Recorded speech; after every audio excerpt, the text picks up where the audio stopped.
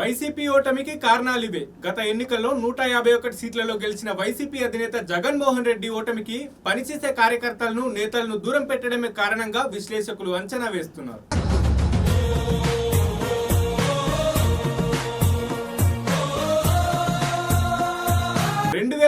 కు ముందు తర్వాత వైసీపీలో విజయసాయిరెడ్డి లాంటి బలమైన వైసీపీ వాదులను నమ్మి ముందుకెళ్లిన జగన్ విజయం సాధించాడు.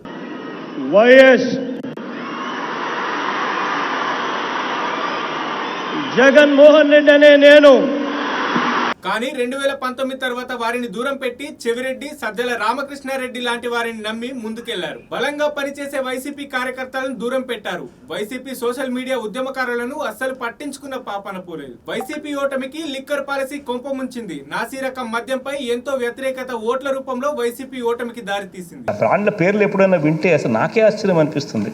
అసలు ఆ బ్రాండ్లు ఏంటి, ఆ పేర్లు ఏంటి అని చెప్పి. సిల్వర్ స్ట్రైప్స్, వైఎస్ స్ట్రైప్స్ అని పెట్టుకోండి. YS stripes. విజయసాయిరెడ్డి లాంటి వారిని పనిచేసే వాళ్ళను పక్కన పెట్టి పైరేవికారులైన చెవిరెడ్డి, సజ్జలను ఎంకరేజ్ చేసి పార్టీ కార్యకర్తలను, ప్రజలను దూరం చేశారని కార్యకర్తలు విమర్శించారు. ఇదే వైసీపీ ఓటమికి కారణంగా చెప్పొచ్చు.